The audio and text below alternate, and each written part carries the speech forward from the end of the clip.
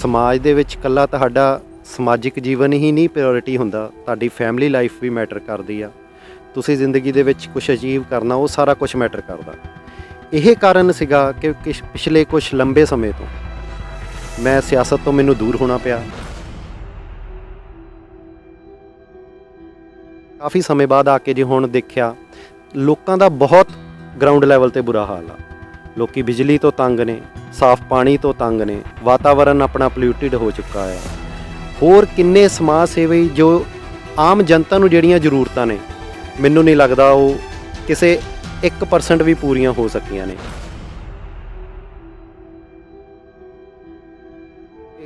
ਹੁਣੇ ਕੈਪਟਨ ਸਰਕਾਰ ਦੇ ਵਿੱਚ, ਕਾਂਗਰਸ ਦੀ ਸਰਕਾਰ 'ਚ ਕੀ ਹੋ ਰਿਹਾ, ਸਰਕਾਰ ਦੇ ਵਿੱਚ ਮੁੱਖ ਮੰਤਰੀ ਚੇਂਜ ਹੋ ਰਿਹਾ।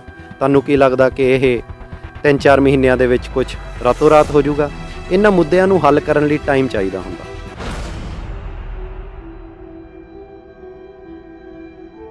ਪਾਰਟੀ 'ਚ ਟਿਕਟ ਲਈ ਦਾਅਵੇਦਾਰੀ ਰੱਖਣੀ ਹਰ ਇੱਕ ਦਾ ਹੱਕ ਬਣਦਾ, ਅਤੇ ਜਿਸ ਪਾਰਟੀ ਦੇ ਵਿੱਚ ਜਿੰਨੇ ਦਾਅਵੇਦਾਰ ਹੋਣਗੇ, ਮੈਂ ਤਾਂ ਕਹਿ ਸਕਦਾ ਕਿ ਉਹ ਪਾਰਟੀ ਉਨੀ ਹੀ ਸਟਰੋਂਗ ਹੈ। ਪਰ ਪਾਰਟੀ ਜਿਸ ਨੂੰ ਵੀ ਟਿਕਟ ਦਊਗੀ, ਚਾਹੇ ਉਹ ਪਾਰਟੀ ਦਾ ਵਰਕਰ ਆ, ਚਾਹੇ ਵਰਕਰ ਨਹੀਂ ਸੀਗਾ, ਚਾਹੇ ਪਿੱਛੇ ਜਿਹੇ ਅਫਵਾਹਾਂ ਫੈਲ ਰਹੀਆਂ ਨੇ ਕਿ ਕੋਈ ਪੈਰਾਸ਼ੂਟ ਕੈਂਡੀਡੇਟ ਆ ਰਿਹਾ।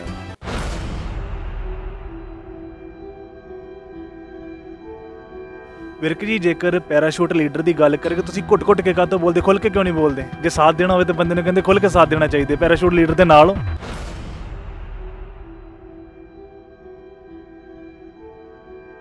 ਪਰ ਪਾਰਟੀ ਜਦੋਂ ਵੀ ਕਿਸੇ ਨੂੰ ਵੀ ਪਾਰਟੀ ਦੇ ਵਿੱਚ ਲੈ ਕੇ ਆਉਂਦੀ ਆ, ਤੇ ਪਾਰਟੀ ਨੂੰ ਉਹਦੀਆਂ ਰਿਪੋਰਟਾਂ ਤਾਂ ਅੱਜ ਕੱਲ੍ਹ ਸਰਵੇ ਵਗੈਰਾ ਕਰਵਾ ਕੇ ਪਹਿਲਾਂ ਹੀ ਹੁੰਦੀਆਂ ਨੇ। ਸੁਲਤਾਨਪੁਰ ਦੇ ਵਿੱਚ ਕਿਹੜਾ ਵਿਨਿੰਗ ਕੈਂਡੀਡੇਟ ਆ, ਉਹ ਪਾਰਟੀ ਨੂੰ ਤੇ ਪਿਛਲੇ, ਮੈਨੂੰ ਲੱਗਦਾ ਜਦੋਂ ਦਾ ਇਹ ਇਲੈਕਸ਼ਨ ਕੋਲ ਆਈ ਜਾ ਰਹੀ ਹੈ, ਪਿਛਲੇ 6-7 ਮਹੀਨੇ ਤੋਂ ਹੀ ਉਸ ਕੈਂਡੀਡੇਟ ਬਾਰੇ ਪਤਾ ਆ।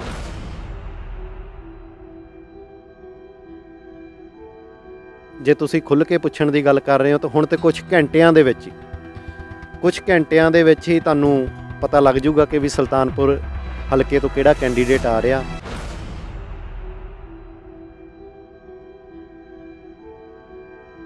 ਸਤਿ ਸ਼੍ਰੀ ਅਕਾਲ ਜੀ, ਮੈਂ ਹਾਂ ਵਰਿੰਦਰ ਤੇ ਤੁਸੀਂ ਦੇਖ ਰਹੇ ਹੋ ਕਪੂਰਥਲਾ ਨਿਊਜ਼। ਦੋਸਤੋ, ਇਸ ਟਾਈਮ ਲੈ ਕੇ ਆਏ ਹਾਂ ਪ੍ਰੋਗਰਾਮ ਖਾਸ ਮੁਲਾਕਾਤ।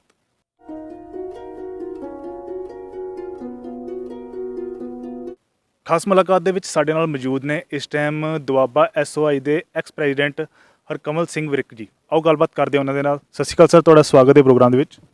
ਸਤਿ ਸ਼੍ਰੀ ਅਕਾਲ ਵਰਿੰਦਰ ਜੀ, ਮੈਂ ਤੁਹਾਨੂੰ ਅੱਜ ਮੇਰੇ ਨਾਲ ਇਸ ਪ੍ਰੋਗਰਾਮ ਕਰਨ 'ਤੇ ਜੀ ਆਇਆਂ ਨੂੰ ਆਖਦਾ ਹਾਂ, ਅਤੇ ਨਾਲ ਦੀ ਨਾਲ ਮੈਂ ਤੁਹਾਨੂੰ ਵਧਾਈ ਦਾ ਪਾਤਰ ਵੀ ਮੰਨਦਾ ਹਾਂ ਕਿ ਤੁਸੀਂ ਕਾਫੀ ਛੋਟੇ ਟਰਮ ਦੇ ਵਿੱਚ ਇੱਕ ਮੀਡੀਆ ਦੇ ਵਿੱਚ ਕਪੂਰਥਲਾ ਨਿਊਜ਼ ਨੇ ਜੋ ਨਾਮ ਆਪਣਾ ਬਣਾ ਲਿਆ ਆ। ਇਸ ਲਈ ਮੈਂ ਤੁਹਾਨੂੰ ਆਉਣ ਵਾਲੇ ਫਿਊਚਰ ਲਈ ਵੀ ਅਤੇ ਪਿੱਛੇ ਕੀਤੇ ਹੋਏ ਕੰਮ ਲਈ ਵੀ ਮੁਬਾਰਕਬਾਦ ਦਿੰਦਾ ਹਾਂ। ਧੰਨਵਾਦ ਹਰਕਮਲ ਜੀ। ਹਰਕਮਲ ਜੀ, ਗੱਲ ਕਰਦੇ ਹਾਂ ਕਿ ਤੁਸੀਂ ਇਸ ਟਾਈਮ ਇੰਨਾ ਸਮਾਂ ਜਿਹੜਾ ਸਿਆਸੀ ਆਪਣੇ ਜੀਵਨ ਤੋਂ ਦੂਰ ਰਹੇ ਹੋ, ਕੀ ਕਾਰਨ ਰਿਹਾ ਇਹਦਾ? ਸਭ ਤੋਂ ਪਹਿਲਾਂ ਤਾਂ ਮੈਂ ਵਰਿੰਦਰ ਜੀ ਤੁਹਾਨੂੰ ਦੱਸਣਾ ਚਾਹੁੰਦਾ ਕਿ ਸਿਆਸਤ ਮੇਰਾ ਪੇਸ਼ਾ ਨਹੀਂ ਸੀ। ਇਹ ਮੇਰਾ ਸ਼ੌਂਕ ਜ਼ਰੂਰ ਸੀਗਾ, ਬਟ ਮੈਂ ਸਿਆਸਤ ਨੂੰ ਹਮੇਸ਼ਾ ਸਮਾਜ ਸੇਵਾ ਦੇ ਨਾਲ ਜੋੜ ਕੇ ਚੱਲਿਆ। ਜਦੋਂ ਤੁਸੀਂ ਸਮਾਜ ਦੇ ਵਿੱਚ ਵਿਚਰਦੇ ਹੋ, ਸਮਾਜ ਦੇ ਵਿੱਚ ਇਕੱਲਾ ਤੁਹਾਡਾ ਸਮਾਜਿਕ ਜੀਵਨ ਹੀ ਨਹੀਂ ਪ੍ਰਾਇੋਰਟੀ ਹੁੰਦਾ, ਤੁਹਾਡੀ ਫੈਮਿਲੀ ਲਾਈਫ ਵੀ ਮੈਟਰ ਕਰਦੀ ਆ। ਤੁਸੀਂ ਜ਼ਿੰਦਗੀ ਦੇ ਵਿੱਚ ਕੁਝ ਅਚੀਵ ਕਰਨਾ, ਉਹ ਸਾਰਾ ਕੁਝ ਮੈਟਰ ਕਰਦਾ।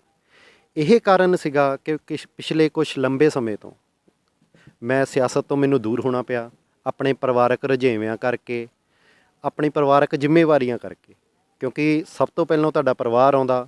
ਜੇ ਪਰਿਵਾਰ ਸੁਖੀ ਆ, ਫਿਰ ਹੀ ਤੁਸੀਂ ਸਮਾਜ ਦੇ ਵਿੱਚ ਵਿਚਰ ਸਕਦੇ ਹੋ। ਇਸ ਕਰਕੇ ਮੈਂ ਇਹ ਫੈਸਲਾ ਕੀਤਾ ਸੀਗਾ ਕਿ ਯੰਗ ਉਮਰ ਦੇ ਵਿੱਚ ਮੈਂ ਪੋਲੀਟਿਕਸ ਦੇ ਵਿੱਚ ਆ ਗਿਆ ਸੀਗਾ ਐਜੂਕੇਸ਼ਨ ਪ੍ਰਾਪਤ ਕਰਨ ਤੋਂ ਬਾਅਦ। ਪਰ ਮੇਰੇ ਕੋਲ ਕੁਝ ਟਾਈਮ ਮੈਨੂੰ ਚਾਹੀਦਾ ਸੀ ਜੋ ਮੈਂ ਫੈਮਿਲੀ ਨੂੰ ਦੇਵਾਂ ਜਾਂ ਆਪਣੀ ਲਾਈਫ ਸੈਟਲਮੈਂਟ ਨੂੰ ਦੇਵਾਂ। ਇਹੀ ਕਾਰਨ ਸੀਗਾ ਕਿ ਮੇਰਾ ਪੋਲੀਟਿਕਸ ਤੋਂ ਥੋੜ੍ਹੇ ਟਾਈਮ ਲਈ ਗੈਪ ਜ਼ਰੂਰ ਪੈ ਗਿਆ। ਬਟ ਗੈਪ ਦਾ ਮਤਲਬ ਇਹ ਨਹੀਂ ਸੀਗਾ ਕਿ ਮੈਂ ਸਮਾਜ ਦੇ ਵਿੱਚ ਜਾਂ ਲੋਕਾਂ ਦੇ ਵਿੱਚ ਜਿਸ ਤਰ੍ਹਾਂ ਮੈਂ ਪਹਿਲੋਂ ਜੋ ਆਪਣੀ ਜ਼ਿੰਮੇਵਾਰੀ ਸਮਾਜ ਪ੍ਰਤੀ ਸਮਝਦਾ ਸੀ, ਉਸ ਨੂੰ ਹੀ ਕੰਟੀਨਿਊ ਮੈਂ ਮੀਡੀਆ ਤੋਂ ਦੂਰ ਰਹਿ ਕੇ ਵੀ ਮੈਂ ਉਹਨੂੰ ਕੰਟੀਨਿਊ ਰੱਖਿਆ। ਚਾਹੇ ਉਹ ਮੇਰੇ ਸਮਰਥਕ ਸਨ, ਚਾਹੇ ਸਾਡੇ ਪਿੰਡ ਵਾਸੀ ਸਨ, ਚਾਹੇ ਮੇਰੇ ਨਾਲ ਜਦੋਂ ਮੈਂ ਦੁਆਬਾ ਜ਼ੋਨ ਦਾ ਪ੍ਰੈਜ਼ੀਡੈਂਟ ਸੀਗਾ SOI ਦਾ, ਨਾਲ ਦੀ ਨਾਲ ਯੂਥ ਡਿਵੈਲਪਮੈਂਟ ਬੋਰਡ ਪੰਜਾਬ ਦਾ ਵੀ ਮੈਨੂੰ ਡਾਇਰੈਕਟਰ ਬਣਾਇਆ ਗਿਆ ਸੀ। ਪਾਰਟੀ ਨੇ ਬਹੁਤ ਵੱਡਾ ਮਾਣ ਦਿੱਤਾ ਸੀਗਾ। ਸਾਰਿਆਂ ਨੂੰ ਲੈ ਕੇ ਹੁਣ ਤੱਕ ਇੱਕ ਟੀਮ ਦੀ ਤਰ੍ਹਾਂ ਅਸੀਂ ਨਾਲ ਚੱਲਦੇ ਰਹੇ ਹਾਂ ਤੇ ਆਉਣ ਵਾਲੇ ਫਿਊਚਰ ਦੇ ਵਿੱਚ ਵੀ, ਚਾਹੇ ਉਹ ਸਮਾਜ ਸੇਵਾ ਹੋਵੇ, ਚਾਹੇ ਪੋਲੀਟਿਕਸ ਹੋਵੇ, ਇਦਾਂ ਹੀ ਕੰਟੀਨਿਊਸਲੀ ਇਸ ਫੀਲਡ ਦੇ ਵਿੱਚ ਕੰਮ ਕਰਦੇ ਰਵਾਂਗੇ। ਵਿਰਕ ਜੀ, ਜੇਕਰ ਸਿਆਸਤ ਦੀ ਗੱਲ ਕਰੀਏ ਤਾਂ ਤੁਹਾਡਾ ਸਿਆਸਤ ਦੇ ਵਿੱਚ ਆਉਣਾ ਕਿਸ ਤਰ੍ਹਾਂ ਹੋਇਆ? ਇਹ ਬਹੁਤ ਵਧੀਆ ਸਵਾਲ ਪੁੱਛਿਆ ਤੁਸੀਂ ਬਰਿੰਦਰ ਜੀ।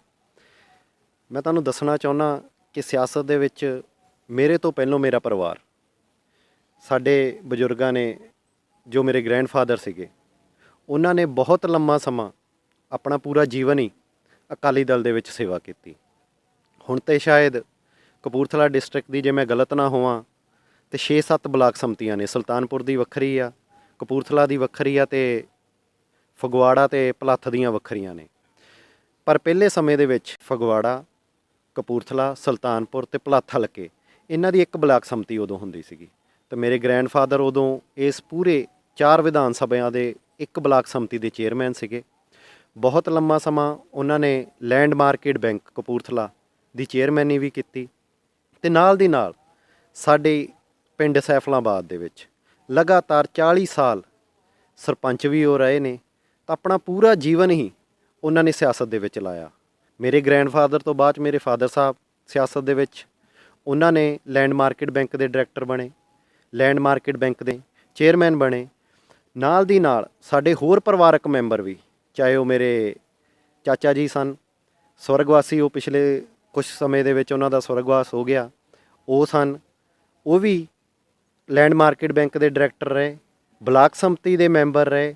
ਤਾਂ ਕਰਕੇ ਮੈਂ ਦੱਸਣਾ ਚਾਹੁੰਦਾ ਕਿ ਸਾਡਾ ਪਰਿਵਾਰ ਪਿਛਲੇ ਲੰਮੇ ਸਮੇਂ ਤੋਂ ਸਿਆਸਤ ਦੇ ਵਿੱਚ, ਇੱਕ ਸਿਆਸਤ ਨੂੰ ਇੱਕ ਪੇਸ਼ਾ ਸਮਝ ਕੇ ਨਹੀਂ, ਆਪਣਾ ਸ਼ੌਂਕ ਜਾਂ ਇੱਕ ਸਮਾਜ ਸੇਵਾ ਸਮਝ ਕੇ ਹਮੇਸ਼ਾ ਸੇਵਾ ਕਰਦਾ ਰਿਹਾ। ਤੇ ਮੇਰਾ ਸਿਆਸਤ ਦੇ ਵਿੱਚ ਆਉਣਾ, ਜਦੋਂ ਮੈਂ 2008 ਦੇ ਵਿੱਚ ਆਪਣੀ ਐਜੂਕੇਸ਼ਨ ਕੰਪਲੀਟ ਕਰ ਲਈ, ਤੇ ਉਦੋਂ SOI ਦੇ ਅਸੀਂ ਫਾਊਂਡਰ ਮੈਂਬਰਾਂ ਦੇ ਵਿੱਚੋਂ ਸੀ। ਜਦੋਂ SOI ਸਥਾਪਿਤ ਹੋਈ ਸੀ ਤੇ ਕਾਲਜ ਟਾਈਮ, ਜੋ ਉਦੋਂ SOI ਦੇ ਨੈਸ਼ਨਲ ਪ੍ਰੈਜ਼ੀਡੈਂਟ ਸਨ ਗੁਰਪ੍ਰੀਤ ਸਿੰਘ ਰਾਜੂ ਖੰਨਾ, ਜੋ ਕਿ ਇਸ ਟਾਈਮ ਅਮਲੋਹ ਤੋਂ ਸ਼੍ਰੋਮਣੀ ਅਕਾਲੀ ਦਲ ਦੇ ਕੈਂਡੀਡੇਟ ਵੀ ਹਨ, ਅਸੀਂ ਉਹਨਾਂ ਦੇ ਨਾਲ ਰਲ ਕੇ SOI ਨੂੰ ਪੰਜਾਬ ਦੇ ਵਿੱਚ, ਪਹਿਲੋਂ SOI ਉਦੋਂ ਬਣੀ ਨਹੀਂ ਸੀ, ਜਦੋਂ ਫਿਰ ਅਸੀਂ ਉਹਨਾਂ ਦੇ ਨਾਲ ਰਲ ਕੇ SOI ਦੇ ਵਿੱਚ ਕੰਮ ਕੀਤਾ, ਸ਼੍ਰੋਮਣੀ ਅਕਾਲੀ ਦਲ ਦਾ ਸਟੂਡੈਂਟ ਵਿੰਗ ਬਣਿਆ।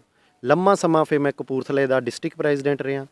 ਉਸ ਤੋਂ ਬਾਅਦ ਫਿਰ ਜੋ ਅੱਜ ਦੇ ਟਾਈਮ ਦੇ ਵਿੱਚ ਯੂਥ ਅਕਾਲੀ ਦਲ ਦੇ ਜੋ ਪ੍ਰੈਜ਼ੀਡੈਂਟ ਨੇ ਸਰਦਾਰ ਪਰਮਬੰਸ ਸਿੰਘ ਰਵਾਣਾ ਜੀ, ਉਹਨਾਂ ਨੂੰ ਪਾਰਟੀ ਨੇ SOI ਦਾ ਪ੍ਰੈਜ਼ੀਡੈਂਟ ਬਣਾਇਆ।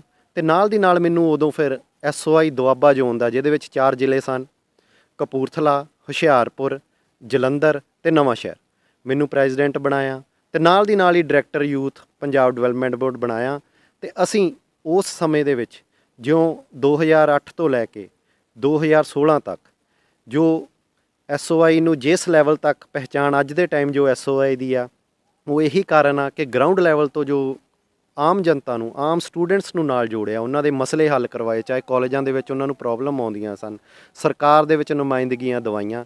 ਇਹੀ ਕਾਰਨ ਆ ਕਿ ਅੱਜ SOI ਦਾ ਪੂਰੇ ਪੰਜਾਬ ਦੇ ਵਿੱਚ ਨਾਂ ਆ, ਕਿਉਂਕਿ ਗਰਾਊਂਡ ਲੈਵਲ ਦੇ ਵਿੱਚ SOI ਨੇ ਬਹੁਤ ਕੰਮ ਕੀਤਾ। ਤੇ ਮੈਂ ਦੱਸਣਾ ਚਾਹੁੰਦਾ, ਅੱਜ ਦੇ ਟਾਈਮ ਦੇ ਵਿੱਚ ਸ਼੍ਰੋਮਣੀ ਅਕਾਲੀ ਦਲ ਦੇ ਵਿੱਚ SOI ਦੇ ਵਿੱਚ ਚਾਹੇ ਬਹੁਤ ਸਾਰੇ ਨੌਜਵਾਨ ਨੇ ਜਿਨ੍ਹਾਂ ਨੇ SOI ਦੇ ਵਿੱਚ ਜੁਆਇਨ ਕਰਕੇ ਅੱਜ ਉਹ ਯੂਥ ਅਕਾਲੀ ਦਲ ਦੇ ਪ੍ਰੈਜ਼ੀਡੈਂਟ ਬਣੇ ਨੇ, MLA ਦੀ ਟਿਕਟਾਂ ਦੇ ਦਾਅਵੇਦਾਰ ਨੇ, MLA ਦੀ ਟਿਕਟਾਂ ਹਾਸਲ ਵੀ ਕੀਤੀਆਂ ਨੇ, ਪਾਰਟੀ ਨੇ ਉਹਨਾਂ ਨੂੰ ਮਾਣ ਬਖਸ਼ਿਆ। ਇਸ ਤਰ੍ਹਾਂ ਮੇਰੀ ਸਿਆਸਤ ਦੇ ਵਿੱਚ ਐਂਟਰੀ ਹੋਈ ਸੀਗੀ। ਤੇ ਜਦੋਂ ਐਂਟਰੀ ਹੋਈ, ਸਿਆਸਤ ਦੇ ਨਾਲ ਨਾਲ ਸਾਰੇ ਵਰਗਾਂ ਨੂੰ ਨਾਲ ਲੈ ਕੇ, ਚਾਹੇ ਉਹ ਪੰਜਾਬ ਲੈਵਲ ਦੀ ਗੱਲ ਸੀਗੀ, ਚਾਹੇ ਕਪੂਰਥਲਾ ਲੈਵਲ ਦੀ, ਚਾਹੇ ਸਾਡੇ ਪਿੰਡ ਲੈਵਲ ਦੀ ਗੱਲ, ਮੈਂ ਕਦੀ ਪਿੰਡ ਤੋਂ ਵੀ ਟੁੱਟਿਆ ਨਹੀਂ। ਪਿੰਡ ਦੇ ਵਿੱਚ ਵੀ ਮੈਂ ਹਮੇਸ਼ਾ ਹੀ ਮੌਜੂਦ ਰਿਹਾ, ਕਿਸੇ ਦੇ ਦੁੱਖ ਸੁੱਖ ਦੇ ਵਿੱਚ। ਨਾਲ ਦੀ ਨਾਲ ਉਸ ਸਮੇਂ ਅਕਾਲੀ ਦਲ ਦੀ ਸਰਕਾਰ ਦੇ ਵਿੱਚ ਪਿੰਡ ਦੇ ਵਿੱਚ ਅਸੀਂ ਬਹੁਤ ਸਾਰੇ ਨੌਜਵਾਨਾਂ ਨੂੰ ਨਾਲ ਲੈ ਕੇ ਪਿੰਡ ਦੇ ਸਪੋਰਟਸ ਕਲੱਬ ਨੂੰ ਇੱਕ ਵਾਰੀ ਫਿਰ ਨਵਾਂ ਸਪੋਰਟਸ ਕਲੱਬ ਬਣਾ ਕੇ, ਪਹਿਲੋਂ ਰਜਿਸਟਰ ਜ਼ਰੂਰ ਸੀਗਾ ਸਪੋਰਟਸ ਕਲੱਬ, ਬਟ ਉਹ ਕਾਫੀ ਲੰਮੇ ਸਮੇਂ ਤੋਂ ਕੰਮ ਨਹੀਂ ਸੀ ਕਰ ਰਿਹਾ। ਤੇ ਜਦੋਂ ਮੈਂ ਯੂਥ ਡਿਵੈਲਪਮੈਂਟ ਬੋਰਡ ਦਾ ਡਾਇਰੈਕਟਰ ਬਣਿਆ, ਤੇ ਉਹਦੇ ਵਿੱਚ ਸਪੋਰਟਸ ਡਿਪਾਰਟਮੈਂਟ ਦੇ ਜੋ ਜਿੰਨੇ ਵੀ ਇਹ ਕਲੱਬ ਆਉਂਦੇ ਸੀਗੇ, ਮੈਂ ਉਦੋਂ ਕੋਸ਼ਿਸ਼ ਕਰਕੇ ਇਸ ਕਲੱਬ ਨੂੰ, ਪਿੰਡ ਦੇ ਨੂੰ, ਜੋ ਸ਼੍ਰੀ ਗੁਰੂ ਹਰਗੋਬਿੰਦ ਸਾਹਿਬ ਸਪੋਰਟਸ ਕਲੱਬ ਪਿੰਡ ਸੈਫਲਾਬਾਦ ਵਿਖੇ ਹੈ, ਉਸ ਕਲੱਬ ਨੂੰ ਇੱਕ ਵਾਰੀ ਫਿਰ ਰਜਿਸਟਰ ਕਰਾਇਆ। ਤੇ ਉਸ ਕਲੱਬ ਦੇ ਉੱਤੇ, ਉਸ ਕਲੱਬ ਦੇ ਨਾਂ 'ਤੇ, ਕਿਉਂਕਿ ਸਾਡੇ ਏਰੀਏ ਦੇ ਵਿੱਚ, ਮੈਂ ਬਰਿੰਦਰ ਜੀ ਤੁਹਾਡਾ ਦੱਸਣਾ ਚਾਹੁੰਦਾ, ਕਿ ਸੰਤ ਬਾਬਾ ਲੀਡਰ ਸਿੰਘ ਜੀ ਜੋ ਗੁਰਦੁਆਰਾ ਗੁਰਸਰ ਸਾਹਿਬ ਦੇ ਅਤੇ ਗੁਰਦੁਆਰਾ ਟਾਹਲੀ ਸਾਹਿਬ ਦੇ ਮੁੱਖ ਸੇਵਾਦਾਰ ਨੇ, ਉਹਨਾਂ ਦੀ ਕਿਰਪਾ ਦੇ ਨਾਲ ਅਸੀਂ ਉਹਨਾਂ ਨੂੰ ਨਾਲ ਲਿਆ। ਨੌਜਵਾਨ ਹੀ ਕੁਛ ਸਨ ਜਦੋਂ ਇਹ ਸ਼ੁਰੂਆਤ ਹੋਈ। ਮੈਂ ਤੁਹਾਨੂੰ ਦੱਸਣਾ ਚਾਹੁੰਦਾ ਥੋੜ੍ਹਾ ਬੈਕ ਦੇ ਵਿੱਚ ਜਾ ਕੇ, ਕੁਛ ਨੌਜਵਾਨ 5-7 ਨੌਜਵਾਨਾਂ ਨੇ ਬਾਬਾ ਜੀ ਨੂੰ ਬੇਨਤੀ ਕੀਤੀ, ਉਹਨਾਂ ਨੂੰ ਨਾਲ ਲਿਆ ਸਰਕਾਰ ਤੋਂ ਮਦਦ ਲਈ। ਸਰਕਾਰ ਤੋਂ ਮਦਦ ਮੈਂ ਇਹ ਤਾਂ ਨਹੀਂ ਕਹਾਂਗੇ ਕਿ ਵੀ ਕਰੋੜਾਂ ਰੁਪਈਆਂ ਦੀ ਲਈ, ਪਰ ਜਿੰਨੀ ਵੀ ਉਦੋਂ ਮਦਦ ਲੈ ਸਕੇ ਸਰਕਾਰ ਤੋਂ ਮਦਦ ਲਈ। ਬਾਬਾ ਜੀ ਦੀ ਅਗਵਾਈ ਦੇ ਵਿੱਚ ਅਸੀਂ ਪਿੰਡ ਦੇ ਵਿੱਚ ਸਪੋਰਟਸ ਕਲੱਬ ਨੂੰ ਰਜਿਸਟਰ ਕਰਵਾ ਕੇ ਟੂਰਨਾਮੈਂਟ ਕਰਵਾਉਣਾ ਸ਼ੁਰੂ ਕੀਤਾ।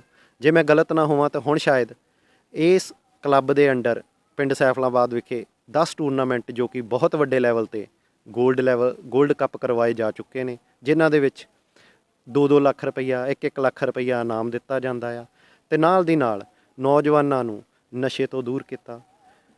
ਨਾਲ ਦੀ ਨਾਲ ਪਿੰਡ ਦੇ ਹੋਰ ਵਿਕਾਸ ਦੇ ਕੰਮ, ਚਾਹੇ ਉਹ ਗਲੀਆਂ ਨਾਲੀਆਂ ਸੀਗੀਆਂ, ਚਾਹੇ ਸਰਕਾਰ ਤੋਂ ਗ੍ਰਾਂਟ ਲੈ ਕੇ ਆਉਣੀ ਸੀਗੀ, ਚਾਹੇ ਹੁਣ ਜਿਸ ਵੀ ਆ ਰੋਡ ਜੋ ਉੱਚੇ ਤੋਂ ਲੈ ਕੇ ਸੈਫਲਾਬਾਦ ਤੱਕ ਰੋਡ ਜਾਂਦਾ, ਉਸ ਰੋਡ ਦਾ ਨਾਂ ਸਰੋਗਾਸੀ ਸੰਤ ਬਾਬਾ ਤੇਜਾ ਸਿੰਘ ਜੀ ਅਤੇ ਸੰਤ ਬਾਬਾ ਮਿਲਖਾ ਸਿੰਘ ਜੀ ਦੇ ਨਾਂ 'ਤੇ ਰੋਡ ਨੂੰ ਕਰਵਾਉਣਾ।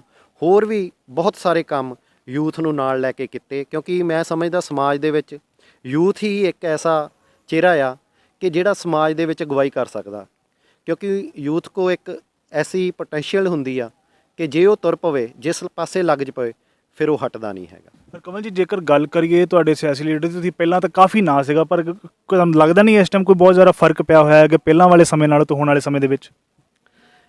ਇਹ ਬਰਿੰਦਰ ਜੀ ਤੁਹਾਡੀ ਗੱਲ ਠੀਕ ਵੀ ਆ ਕਿ ਜਦੋਂ ਤੁਸੀਂ ਕੰਟੀਨਿਊਸਲੀ, ਅੱਜ ਕੱਲ੍ਹ ਇੱਕ ਟਰੈਂਡ ਚੱਲਦਾ ਕਿ ਜਦੋਂ ਤੁਹਾਨੂੰ ਕੰਟੀਨਿਊਸਲੀ ਤੁਸੀਂ ਇੱਕ ਚੀਜ਼ ਨੂੰ ਰੱਖਦੇ ਹੋ ਅਤੇ ਥੋੜ੍ਹਾ ਗੈਪ ਪੈ ਜਾਂਦਾ, ਉਹਦਾ ਫਰਕ ਤਾਂ ਜ਼ਰੂਰ ਪੈਂਦਾ। ਬਟ ਮੈਂ ਕੋਸ਼ਿਸ਼ ਕਰੂੰਗਾ ਕਿ ਜਿਹੜਾ ਇਹ ਗੈਪ ਪੈ ਗਿਆ, ਇਸ ਗੈਪ ਨੂੰ ਜਿੰਨੇ ਸਮੇਂ ਦੇ ਵਿੱਚ ਇਹ ਗੈਪ ਪਿਆ, ਉਹ ਤੋਂ ਘੱਟ ਸਮੇਂ ਦੇ ਵਿੱਚ ਸਮਾਜ ਦੇ ਵਿੱਚ ਸੇਵਾ ਕਰਕੇ ਆਉਣ ਵਾਲੇ ਭਵਿੱਖ ਵਾਸਤੇ, ਲੋਕਾਂ ਦੇ ਫਿਊਚਰ ਵਾਸਤੇ ਇੱਕ ਜੋ ਪਹਿਲੇ ਤਰ੍ਹਾਂ ਕੰਮ ਕਰਦੇ ਸੀ ਉਹ ਤੋਂ ਵੀ ਬੈਟਰ ਕੰਮ ਕਰਕੇ ਦਿਖਾਈਏ। ਜੇਕਰ ਗੱਲ ਕਰੀਏ ਜੋ ਸਮਾਂ ਪਿਆ, ਉਸ ਚੀਜ਼ ਨੂੰ ਤੁਸੀਂ ਕਵਰ ਕਿਸ ਤਰ੍ਹਾਂ ਕਰੋਗੇ ਹੁਣ? ਇਹ ਬਹੁਤ ਵਧੀਆ ਤੁਹਾਡਾ ਕੁਐਸਚਨ ਆ ਕਿ ਉਸ ਚੀਜ਼ ਨੂੰ, ਕਿਉਂਕਿ ਵਰਿੰਦਰ ਜੀ ਗੱਲ ਇੱਦਾਂ ਆ ਕਿ ਜਿਹੜਾ ਗੈਪ ਪਿਆ ਸੀਗਾ, ਉਹ ਗੈਪ ਦੇ ਵਿੱਚ ਮੈਂ ਲੋਕਾਂ ਤੋਂ ਦੂਰ ਨਹੀਂ ਸੀ ਹੋਇਆ। ਜੇ ਲੋਕਾਂ ਤੋਂ ਦੂਰ ਹੋਇਆ ਹੁੰਦਾ ਤੇ ਹੁਣ ਮੈਨੂੰ ਆਏ ਨੂੰ ਕੁਛ ਕਾਫੀ ਸਮਾਂ ਹੋ ਗਿਆ, ਅਤੇ ਜਿੰਨਾ ਪਿਆਰ ਲੋਕਾਂ ਤੋਂ ਮਿਲ ਰਿਹਾ ਪਹਿਲਾਂ ਦੀ ਤਰ੍ਹਾਂ ਤਾਂ ਪਹਿਲਾਂ ਨਾਲੋਂ ਵੱਧ ਵੀ, ਕਿਉਂਕਿ ਜਦੋਂ ਤੁਸੀਂ ਕੰਟੀਨਿਊਸਲੀ ਆਪਣੀ ਫੀਲਡ ਨੂੰ ਚਾਹੇ ਬੈਕ ਫੁੱਟ 'ਤੇ ਰਹਿ ਕੇ ਚਾਹੇ ਫਰੰਟ ਫੁੱਟ 'ਤੇ ਰਹਿ ਕੇ ਉਸ ਨੂੰ ਕੰਟੀਨਿਊਸਲੀ ਆਪਣੇ ਨਾਲ ਜੋੜ ਕੇ ਚੱਲਦੇ ਹੋ ਤਾਂ ਮੇਰੇ ਖਿਆਲ ਨਹੀਂ ਕੋਈ ਜ਼ਿਆਦਾ ਫਰਕ ਪੈਂਦਾ। ਹਾਂ, ਥੋੜ੍ਹਾ ਬਹੁਤਾ ਪਿਆ ਵੀ ਆ, ਬਟ ਉਹਨੂੰ ਛੇਤੀ ਦੂਰ ਕਰ ਲਾਂਗੇ, ਕੋਈ ਇੱਦਾਂ ਦੀ ਮੈਨੂੰ ਲੱਗਦਾ ਨਹੀਂ ਪ੍ਰੋਬਲਮ ਆਊਗੀ। ਵਿਰਕ ਜੀ, ਜੇਕਰ ਗੱਲ ਕਰੀਏ ਸਿਆਸਤ ਦੀ, ਸਿਆਸਤ ਦੇ ਵਿੱਚ ਹਰੇਕ ਲੀਡਰ ਨੂੰ ਪਤਾ ਹੁੰਦਾ ਕਿ ਕੁਛ ਨਾ ਕੁਛ ਜਿਹੜੇ ਮੁੱਦੇ ਹੁੰਦੇ ਉਹ ਲੀਡਰ ਦੇ ਨਾਲ ਜੁੜੇ ਹੁੰਦੇ ਨੇ। ਇਸ ਟਾਈਮ ਦੇ ਜਿਹੜੇ ਮੁੱਦੇ ਹੈਗੇ, ਤੁਸੀਂ ਜਾਣਦੇ ਹੋ ਇਸ ਟਾਈਮ ਦੇ ਕਿਹੜੇ ਮੁੱਦੇ ਚੱਲਦੇ ਪਏ? ਮੈਂ ਤੁਹਾਨੂੰ ਦੱਸਦਾ ਵਰਿੰਦਰ ਜੀ, ਇਸ ਟਾਈਮ ਪੰਜਾਬ ਦੀ ਸਿਆਸਤ ਦੀ ਗੱਲ ਕਰ ਲਓ, ਚਾਹੇ ਆਪਾਂ ਲੋਕਲ ਲੈਵਲ ਆਪਣੇ ਕਪੂਰਥਲੇ ਦੀ, ਸਾਡੇ ਹਲਕਾ ਜੋ ਮੇਰਾ ਹਲਕਾ ਸੁਲਤਾਨਪੁਰ ਆ, ਉਸ ਲੈਵਲ ਦੀ ਸਿਆਸਤ ਦੀ ਗੱਲ ਕਰ ਲਈਏ, ਅਤੇ ਮੁੱਦੇ ਤਾਂ ਇਸ ਟਾਈਮ ਬਹੁਤ ਨੇ ਜਿਨ੍ਹਾਂ ਨੂੰ ਮੁੱਦਿਆਂ ਨੂੰ ਹੱਲ ਹੋਣੇ ਚਾਹੀਦੇ ਸੀਗੇ ਪਿਛਲੇ ਸਮੇਂ 'ਚ। ਮੈਨੂੰ ਲੱਗਦਾ ਨਹੀਂ ਉਹ ਕਾਂਗਰਸ ਸਰਕਾਰ ਦੇ ਵਿੱਚ ਹੱਲ ਹੋ ਸਕੇ ਨੇ। ਕਾਂਗਰਸ ਸਰਕਾਰ ਨੇ ਤਕਰੀਬਨ ਪੌਣੇ 5 ਸਾਲ ਹੁਣ ਰਾਜ ਕਰ ਲਿਆ। ਇਲੈਕਸ਼ਨਾਂ ਆਪਣੇ ਫਰਵਰੀ ਦੇ ਵਿੱਚ ਆਉਣ ਵਾਲੀਆਂ ਨੇ, ਬਟ ਲੋਕਾਂ ਦਾ ਜੇ ਆਪਾਂ ਆ ਕੇ, ਮੈਂ ਕਾਫੀ ਸਮੇਂ ਬਾਅਦ ਆ ਕੇ ਜੇ ਹੁਣ ਦੇਖਿਆ, ਲੋਕਾਂ ਦਾ ਬਹੁਤ ਗਰਾਊਂਡ ਲੈਵਲ 'ਤੇ ਬੁਰਾ ਹਾਲ ਆ। ਲੋਕ ਬਿਜਲੀ ਤੋਂ ਤੰਗ ਨੇ, ਸਾਫ਼ ਪਾਣੀ ਤੋਂ ਤੰਗ ਨੇ, ਵਾਤਾਵਰਨ ਆਪਣਾ ਪੋਲਿਊਟਿਡ ਹੋ ਚੁੱਕਾ ਆ। ਹੋਰ ਕਿੰਨੇ ਸਮਾਜ ਸੇਵੀ ਜੋ ਆਮ ਜਨਤਾ ਨੂੰ ਜਿਹੜੀਆਂ ਜ਼ਰੂਰਤਾਂ ਨੇ, ਮੈਨੂੰ ਨਹੀਂ ਲੱਗਦਾ ਉਹ ਕਿਸੇ 1% ਵੀ ਪੂਰੀਆਂ ਹੋ ਸਕੀਆਂ ਨੇ। ਚਾਹੇ ਉਹ ਕਿਸੇ ਪਿੰਡ ਦੀ ਗੱਲ ਕਰ ਲਈਏ, ਸ਼ਹਿਰ ਦੀ ਗੱਲ ਕਰ ਲਈਏ, ਪੰਜਾਬ ਦੀ ਗੱਲ ਕਰ ਲਈਏ। ਇਸ ਕਰਕੇ ਸਿਆਸਤ ਦੇ ਵਿੱਚ ਜੋ ਮੁੱਦੇ ਨੇ, ਇਹ ਤਾਂ ਇੰਨੇ ਜ਼ਿਆਦਾ ਮੁੱਦੇ ਨੇ, ਮੈਨੂੰ ਲੱਗਦਾ ਕਿ ਹੁਣੇ ਕੈਪਟਨ ਸਰਕਾਰ ਦੇ ਵਿੱਚ, ਕਾਂਗਰਸ ਦੀ ਸਰਕਾਰ 'ਚ ਕੀ ਹੋ ਰਿਹਾ, ਸਰਕਾਰ ਦੇ ਵਿੱਚ ਮੁੱਖ ਮੰਤਰੀ ਚੇਂਜ ਹੋ ਰਿਹਾ, ਤੁਹਾਨੂੰ ਕੀ ਲੱਗਦਾ ਕਿ ਇਹ 3-4 ਮਹੀਨਿਆਂ ਦੇ ਵਿੱਚ ਕੁਛ ਰਾਤੋਂ ਰਾਤ ਹੋ ਜਾਊਗਾ? ਇਹਨਾਂ ਮੁੱਦਿਆਂ ਨੂੰ ਹੱਲ ਕਰਨ ਲਈ ਟਾਈਮ ਚਾਹੀਦਾ ਹੁੰਦਾ। ਟਾਈਮ ਪੰਜਾਬ ਦੇ ਜਨਤਾ ਨੇ ਕੈਪਟਨ ਸਰਕਾਰ ਨੂੰ ਜ਼ਰੂਰ ਦਿੱਤਾ ਸੀਗਾ, ਬਟ ਉਹ ਟਾਈਮ ਹੁਣ ਲੰਘ ਚੁੱਕਾ। ਅਤੇ ਆਉਣ ਵਾਲੇ ਟਾਈਮ ਦੇ ਵਿੱਚ, ਇਲੈਕਸ਼ਨਾਂ ਦੇ ਵਿੱਚ, ਜਦੋਂ ਜਿਹੜੀ ਵੀ ਸਰਕਾਰ ਪੋਲੀਟਿਕਸ ਦੇ ਵਿੱਚ, ਆਪਾਂ ਜਿਹੜੀ ਵੀ ਸਰਕਾਰ ਨੂੰ ਲੋਕ ਚੁਣਨਗੇ, ਮੈਨੂੰ ਲੱਗਦਾ ਜੇ ਉਹ ਪਹਿਲੇ ਦਿਨ ਤੋਂ ਹੀ ਕੰਮ ਕਰੂਗੀ ਤਾਂ ਇਹ ਮੁੱਦੇ ਹੱਲ ਹੋਣੇ ਨੇ। ਉਦੋਂ ਤੱਕ ਲੋਕਾਂ ਨੂੰ ਮੈਨੂੰ ਲੱਗਦਾ ਨਹੀਂ ਕੈਪਟਨ ਸਰਕਾਰ ਤੋਂ ਜਾਂ ਪਿਛਲੀ ਸਰਕਾਰ ਤੋਂ ਕੋਈ ਆਸ ਰੱਖਣੀ ਚਾਹੀਦੀ ਆ। ਜੇਕਰ ਹਲਕਾ ਸੁਲਤਾਨਪੁਰ ਦੀ ਗੱਲ ਕਰੀਏ ਤਾਂ ਤੁਸੀਂ ਦੇਖਦੇ ਹੋ ਇਸ ਟਾਈਮ ਅਕਾਲੀ ਦਲ ਤੋਂ ਹੀ ਕਾਫੀ ਉਮੀਦਵਾਰ ਜਿਹੜੇ ਹੈਗੇ ਟਿਕਟ ਦੇ ਦਾਅਵੇਦਾਰ ਉੱਠ ਰਹੇ ਨੇ। ਕਿਤੇ ਇਸ ਤਰ੍ਹਾਂ ਨਹੀਂ ਤੇ ਕਿ ਹਰਕੰਵਲ ਜੀ ਵੀ ਇਸੇ ਕਰਕੇ ਇੱਥੇ ਆਏ ਹੋਣ। ਨਹੀਂ ਨਹੀਂ, ਦੇਖੋ ਦਾਅਵੇਦਾਰ ਪਾਰਟੀ 'ਚ ਟਿਕਟ ਲਈ ਦਾਅਵੇਦਾਰੀ ਰੱਖਣੀ ਹਰ ਇੱਕ ਦਾ ਹੱਕ ਬਣਦਾ, ਅਤੇ ਜਿਸ ਪਾਰਟੀ ਦੇ ਵਿੱਚ ਜਿੰਨੇ ਦਾਅਵੇਦਾਰ ਹੋਣਗੇ ਮੈਂ ਤਾਂ ਕਹਿ ਸਕਦਾ ਕਿ ਉਹ ਪਾਰਟੀ ਉਨੀ ਹੀ ਸਟਰੋਂਗ ਆ। ਪਰ ਮੈਂ ਕੋਈ ਟਿਕਟ ਦਾ ਚਾਹਵਾਨ ਨਹੀਂ ਹੈਗਾ, ਨਾ ਮੈਂ ਕਦੀ ਟਿਕਟ ਮੰਗੀ ਆ। ਬਟ ਹਾਂ, ਜਦੋਂ ਮੈਂ ਵਰਿੰਦਰ ਜੀ ਥੋੜ੍ਹਾ ਪਿੱਛੇ ਜਾਣਾ ਚਾਹੁੰਦਾ, ਜਦੋਂ ਮੇਰਾ ਪੋਲੀਟਿਕਸ ਤੋਂ ਮੈਂ ਆਪਣਾ ਲਾਈਫ ਨੂੰ ਸੈਟਲ ਕਰਨ ਲਈ ਜਾਂ ਪਰਿਵਾਰਕ ਜ਼ਿੰਮੇਵਾਰੀਆਂ ਕਰਕੇ ਮੈਨੂੰ ਪੋਲੀਟਿਕਸ ਤੋਂ ਥੋੜ੍ਹਾ ਹਟਣਾ ਪਿਆ, ਉਹਦਾ ਕਾਰਨ ਜਦੋਂ ਮੈਂ ਹਟਿਆ, ਸਭ ਤੋਂ ਪਹਿਲਾਂ ਮੈਂ ਪਾਰਟੀ ਹਾਈ ਕਮਾਂਡ ਨੂੰ, ਲੋਕਲ ਲੈਵਲ 'ਤੇ ਆਪਣੀ ਲੀਡਰਸ਼ਿਪ ਨੂੰ ਸਾਰਿਆਂ ਨੂੰ ਮੈਂ ਜਾਣੂ ਕਰਵਾ ਕੇ ਗਿਆ ਕਿ ਮੇਰੇ ਪਰਿਵਾਰਕ ਰੁਝੇਵੇਂ ਨੇ, ਮੈਂ ਹੁਣ ਪੋਲੀਟਿਕਸ ਦੇ ਵਿੱਚ ਥੋੜ੍ਹਾ ਚਿਰ ਸੇਵਾ ਨਹੀਂ ਕਰ ਸਕਦਾ। ਜਦੋਂ ਮੈਂ ਗਿਆ ਸੀ, ਮੈਂ ਉਦੋਂ ਵੀ SOI ਦੁਆਬਾ ਜ਼ੋਨ ਦਾ ਪ੍ਰੈਜ਼ੀਡੈਂਟ ਸੀਗਾ, ਨਾਲ ਦੀ ਨਾਲ ਮੈਂ ਮੌਜੂਦਾ ਉਸ time director Punjab youth development board ਵੀ ਸੀਗਾ। ਇਸ ਕਰਕੇ ਜਿੰਨੇ ਵੀ ਇਹ ਸੁਲਤਾਨਪੁਰ ਦੇ ਵਿੱਚ ਟਿਕਟ ਦੇ ਦਾਅਵੇਦਾਰ ਨੇ, ਸਾਰੇ, ਮੈਂ ਨਹੀਂ ਕਿਸੇ ਦੇ ਨਾਂ ਲੈ ਕੇ ਕਹਾਂ ਕਿ ਉਹ ਯੋਗ ਆ ਜਾਂ ਅਯੋਗ ਆ, ਸਾਰੇ ਬਹੁਤ ਵਧੀਆ ਨੇ। ਪਰ ਪਾਰਟੀ ਜਿਸ ਨੂੰ ਵੀ ਟਿਕਟ ਦਊਗੀ, ਚਾਹੇ ਉਹ ਪਾਰਟੀ ਦਾ ਵਰਕਰ ਆ, ਚਾਹੇ ਵਰਕਰ ਨਹੀਂ ਸੀਗਾ, ਚਾਹੇ ਪਿੱਛੇ ਜੇ ਅਫਵਾਹਾਂ ਫੈਲ ਰਹੀਆਂ ਨੇ ਕਿ ਕੋਈ ਪੈਰਾਸ਼ੂਟ ਕੈਂਡੀਡੇਟ ਆ ਰਿਹਾ ਹੈ, ਇਸ ਦੇ ਨਾਲ ਕੋਈ ਫਰਕ ਨਹੀਂ ਪੈਂਦਾ। ਜੇ ਪੈਰਾਸ਼ੂਟ ਕੈਂਡੀਡੇਟ ਸੁਲਤਾਨਪੁਰ ਦੇ ਵਿੱਚ ਆਊਗਾ ਵੀ ਹੋਊਗਾ ਤਾਂ ਪਾਰਟੀ ਦਾ ਕੈਂਡੀਡੇਟ ਹੈ ਨਾ। ਅਤੇ ਮੈਨੂੰ ਲੱਗਦਾ ਕਿ ਜਿੰਨੇ ਵੀ ਪਾਰਟੀ ਦੇ ਵਰਕਰ ਨੇ, ਜੇ ਉਹ ਸੱਚੇ ਦਿਲੋਂ ਵਰਕਰ ਨੇ, ਤਾਂ ਉਹਨਾਂ ਨੂੰ ਆਪਣੇ ਸਾਰੇ ਟਿਕਟ ਦੀ ਦਾਅਵੇਦਾਰੀਆਂ ਲਾਲਚ ਛੱਡ ਕੇ ਉਸ ਕੈਂਡੀਡੇਟ ਦਾ ਸਮਰਥਨ ਕਰਨਾ ਚਾਹੀਦਾ। ਅਤੇ ਮੈਨੂੰ ਲੱਗਦਾ ਕਿ ਹੁਣ ਇਹ ਜਿਹੜੀ 2022 ਦੇ ਵਿੱਚ ਚੋਣ ਹੋਣ ਜਾ ਰਹੀ ਆ, ਉਹਦੀ ਸੁਲਤਾਨਪੁਰ ਦੇ ਵਿੱਚੋਂ ਤੁਹਾਨੂੰ ਵੱਖਰੇ ਹੀ ਰਿਜ਼ਲਟ ਦੇਖਣ ਨੂੰ ਮਿਲੂਗੇ। ਵਿਰਕ ਜੀ, ਜੇਕਰ ਪੈਰਾਸ਼ੂਟ ਲੀਡਰ ਦੀ ਗੱਲ ਕਰੀਏ, ਤੁਸੀਂ ਘੁੱਟ-ਘੁੱਟ ਕੇ ਕਾਹਤੋਂ ਬੋਲਦੇ, ਖੁੱਲ੍ਹ ਕੇ ਕਿਉਂ ਨਹੀਂ ਬੋਲਦੇ? ਜੇ ਸਾਥ ਦੇਣਾ ਹੋਵੇ ਤਾਂ ਬੰਦੇ ਨੂੰ ਕਹਿੰਦੇ ਖੁੱਲ੍ਹ ਕੇ ਸਾਥ ਦੇਣਾ ਚਾਹੀਦਾ, ਪੈਰਾਸ਼ੂਟ ਲੀਡਰ ਦੇ ਨਾਲ ਹੋ। ਮੈਂ ਵਰਿੰਦਰ ਜੀ ਤੁਹਾਨੂੰ ਪਹਿਲਾਂ ਵੀ ਦੱਸਿਆ ਕਿ ਪਾਰਟੀ ਦੇ ਵਿੱਚ ਆਪਾਂ ਇੱਕ ਪੈਰਾਸ਼ੂਟ ਵਰਡ ਜ਼ਰੂਰ ਬਣਾ ਲਿਆ, ਪਰ ਪਾਰਟੀ ਜਦੋਂ ਵੀ ਕਿਸੇ ਨੂੰ ਵੀ ਪਾਰਟੀ ਦੇ ਵਿੱਚ ਲੈ ਕੇ ਆਉਂਦੀ ਆ, ਅਤੇ ਪਾਰਟੀ ਨੂੰ ਉਹਦੀਆਂ ਰਿਪੋਰਟਾਂ ਤਾਂ ਅੱਜ ਕੱਲ੍ਹ ਸਰਵੇ ਵਗੈਰਾ ਕਰਵਾ ਕੇ ਪਹਿਲਾਂ ਹੀ ਹੁੰਦੀਆਂ ਨੇ।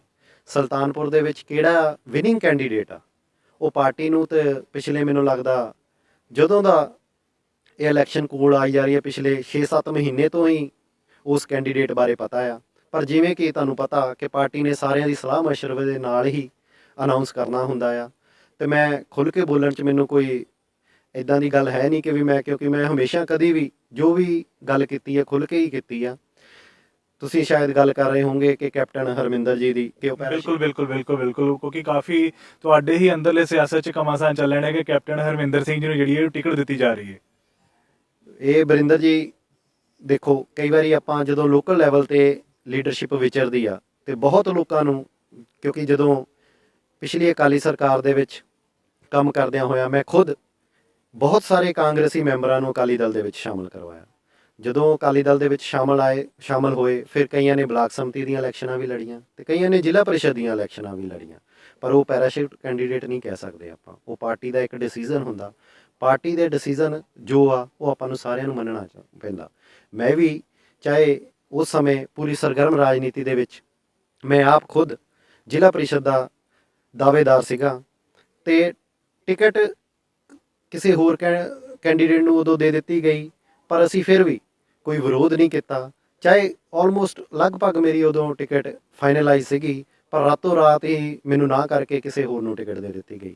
ਮੈਂ ਕਿਉਂਕਿ ਉਦੋਂ SOI ਦੁਆਬਾ ਜ਼ੋਨ ਦਾ ਪ੍ਰੈਜ਼ੀਡੈਂਟ ਸੀਗਾ, ਮੇਰੇ ਕੋਈ ਮਨੀ ਜ਼ਿਆਦਾ ਇੰਨੀ ਇੱਛਾ ਵੀ ਨਹੀਂ ਸੀਗੀ ਇਹ ਚੋਣ ਲੜਨ ਦੀ, ਪਰ ਪਾਰਟੀ ਨੇ ਹੁਕਮ ਕੀਤਾ ਸੀਗਾ ਕਿ ਤੁਸੀਂ ਚੋਣ ਲੜੋ। ਮੈਂ ਤਿਆਰੀ ਕਰਨੀ ਸ਼ੁਰੂ ਕਰ ਦਿੱਤੀ। ਪਰ ਜਦੋਂ ਫਿਰ ਪਾਰਟੀ ਨੇ ਕਿਹਾ ਕਿ ਵੀ ਨਹੀਂ, ਕਿਉਂਕਿ ਇਹ ਡਿਸੀਜ਼ਨ ਆ ਕਿ ਵੀ ਤੁਹਾਨੂੰ ਪਿੱਛੇ ਹਟਣਾ ਪੈਣਾ, ਆਪਾਂ ਕਿਸੇ ਹੋਰ ਕੈਂਡੀਡੇਟ ਨੂੰ, ਮੈਂ ਉਹਨਾਂ ਦਾ ਸਿਰ ਮੱਥੇ ਹੁਕਮ ਮੰਨਦੇ ਹੋਏ ਉਹਨਾਂ ਦੂਸਰੇ ਕੈਂਡੀਡੇਟ ਦਾ ਸਾਥ ਦਿੱਤਾ। ਇਹ ਮੈਂ ਸਮਝਦਾ ਕਿ ਹੁਣ ਵੀ ਸੁਲਤਾਨਪੁਰ ਹਲਕੇ ਦੇ ਵਿੱਚ ਚਾਹੇ ਕੋਈ ਪੈਰਾਸ਼ੂਟ ਕੈਂਡੀਡੇਟ ਆ, ਚਾਹੇ ਕੋਈ ਪਾਰਟੀ ਦਾ ਵਰਕਰ ਆ, ਚਾਹੇ ਦਾਅਵੇਦਾਰ ਨੇ ਜਿੰਨੇ ਵੀ, ਜਾਂ ਦਾਅਵੇਦਾਰ ਤੋਂ ਬਿਨਾਂ ਵੀ ਕੋਈ ਪਾਰਟੀ ਦਾ ਵਰਕਰ ਆ, ਪਾਰਟੀ ਜਿਸ ਨੂੰ ਵੀ ਟਿਕਟ ਦਊਗੀ, ਆਪਣੇ ਸਾਰੇ ਪਾਰਟੀ ਵਰਕਰਾਂ ਦਾ, ਸ਼੍ਰੋਮਣੀ ਅਕਾਲੀ ਦਲ ਦੇ ਸੁਲਤਾਨਪੁਰ ਹਲਕੇ ਦਾ ਇਹ ਫਰਜ਼ ਬਣਦਾ ਕਿ ਸ਼੍ਰੋਮਣੀ ਅਕਾਲੀ ਦਲ ਦੀ ਇਹ ਟਿਕਟ ਸ਼੍ਰੋਮਣੀ ਅਕਾਲੀ ਦਲ ਨੂੰ ਜਿੱਤ ਕੇ ਝੋਲੀ ਪਾਈ ਜਾਵੇ। ਹਾਂ, ਕੈਪਟਨ ਹਰਮਿੰਦਰ ਜੀ ਜਾਂ ਕੋਈ ਹੋਰ ਜਿੰਨੇ ਵੀ ਦਾਅਵੇਦਾਰ ਨੇ ਸਾਰੇ ਯੋਗ ਉਮੀਦਵਾਰ ਨੇ, ਪਰ ਫੈਸਲਾ ਪਾਰਟੀ ਹਾਈ ਕਮਾਂਡ ਨੇ ਕਰਨਾ। ਵਿਰਕ ਜੀ, ਕਾਫੀ ਵਿਰੋਧ ਜਿਹੜਾ ਹੈਗਾ ਉਹ ਕੈਪਟਨ ਸਾਹਿਬ ਜਾਂ ਹੋ ਰਿਹਾ ਹੈ ਸੁਲਤਾਨਪੁਰ ਹਲਕੇ ਤੋਂ, ਕਹਿੰਦੇ ਕਿ ਟਿਕਟ ਜੇ ਅਗਰ ਹੋ ਰਹੀ ਕਿ ਪਾਰਟੀ ਦੇ ਜਿਹੜੇ ਮੈਂਬਰ ਵਾ ਉਹਨਾਂ ਨੂੰ ਜਿਹੜੀ ਇਹ ਚੀਜ਼ ਹਜ਼ਮ ਨਹੀਂ ਹੋ ਰਹੀ, ਪਰ ਤੁਸੀਂ ਕਿਸ ਧੜੇ ਦੇ ਨਾਲ ਰਹੋਗੇ?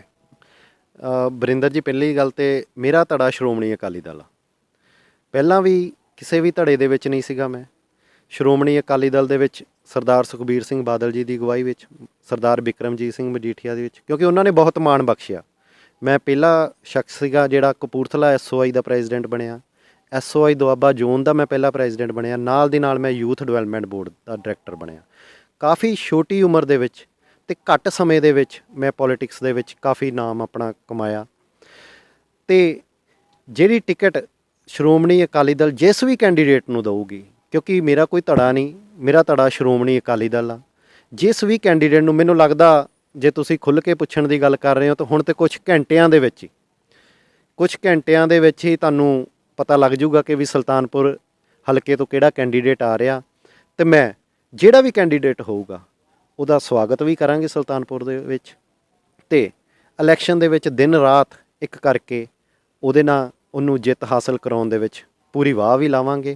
ਕਿਉਂਕਿ ਮੇਰਾ ਜੇ ਕਹੋ ਕਿ ਵੀ ਕਿਸੇ ਇੱਕ ਕੈਂਡੀਡੇਟ ਦੇ ਨਾਲ ਕੋਈ ਪਰਸਨਲੀ ਨਹੀਂ, ਮੇਰਾ ਇਦਾਂ ਨਹੀਂ ਕੁਝ ਹੈਗਾ। ਹਾਂ, ਲਿੰਕ ਦੇ ਵਿੱਚ ਜ਼ਰੂਰ ਨੇ, ਸਾਰੇ ਨੇ, ਕਿਉਂਕਿ ਪੋਲੀਟਿਕਸ ਦੇ ਵਿੱਚ ਤੁਹਾਨੂੰ ਕੰਮ ਕਰਦਿਆਂ ਹੋਇਆਂ ਹਰ ਇੱਕ ਦੇ ਨਾਲ ਕੁਛ ਨਾ ਕੁਛ ਆਪਣੇ ਸੰਬੰਧ ਬਣਾ ਕੇ ਰੱਖਣੇ ਪੈਂਦੇ ਨੇ। ਮੇਰੇ ਕਲੋਜ਼ ਵੀ ਨੇ ਸਾਰੇ, ਬਟ ਮੈਂ ਇਹ ਜ਼ਰੂਰ ਕਹਿੰਦਾ ਕਿ ਜਿਸ ਵੀ ਕੈਂਡੀਡੇਟ ਨੂੰ ਟਿਕਟ ਮਿਲੀ ਆ ਸੁਲਤਾਨਪੁਰ ਦੇ ਹਲਕੇ ਦੇ ਵਿੱਚ, ਇੱਕ ਵਾਰੀ ਫਿਰ ਜਿਵੇਂ 2016 ਤੋਂ ਪਹਿਲਾਂ ਜਿਵੇਂ ਯੂਥ ਦਾ ਬੋਲਬਾਲਾ ਹੁੰਦਾ ਸੀਗਾ, ਇੱਕ ਵਾਰੀ ਫਿਰ ਉਹ ਬੋਲਬਾਲਾ ਤੁਹਾਨੂੰ ਦੇਖਣ ਨੂੰ ਜ਼ਰੂਰ ਮਿਲੂਗਾ। ਸੋ ਦੋਸਤੋ, ਇਹ ਸਨ ਸਾਡੇ ਨਾਲ ਹਰਕਮਲ ਸਿੰਘ ਵਿਰਕ ਜੀ, ਜਿਨ੍ਹਾਂ ਨੇ ਆਪਣੇ ਸਿਆਸੀ ਜੀਵਨ ਬਾਰੇ ਤੁਹਾਨੂੰ ਦੱਸਿਆ ਸਾਡੇ ਇਸ ਪ੍ਰੋਗਰਾਮ ਖਾਸ ਮੁਲਾਕਾਤ ਦੇ ਵਿੱਚ। ਅਤੇ ਉਹਨਾਂ ਇਹ ਵੀ ਗੱਲ ਕਹੀ ਹੈ ਕਿ ਜਿਸ ਵੀ ਉਮੀਦਵਾਰ ਨੂੰ ਸ਼੍ਰੋਮਣੀ ਅਕਾਲੀ ਦਲ ਵੱਲੋਂ ਸੁਲਤਾਨਪੁਰ ਤੋਂ ਜਿਹਨੂੰ ਟਿਕਟ ਮਿਲੇਗੀ, ਉਹ ਨਿਰਧੜਕ ਉਸ ਦੇ ਨਾਲ ਸ਼੍ਰੋਮਣੀ ਅਕਾਲੀ ਦਲ ਦਾ ਪ੍ਰਚਾਰ ਕਰਨਗੇ। ਸੋ ਇਸ ਦੇ ਨਾਲ ਹੀ ਮੈਂ ਬਰਿੰਦਰ, ਕੈਮਰਾਮੈਨ ਬੋਵੀ ਹੰਸ ਦੇ ਨਾਲ, ਕਪੂਰਥਲਾ ਨਿਊਜ਼।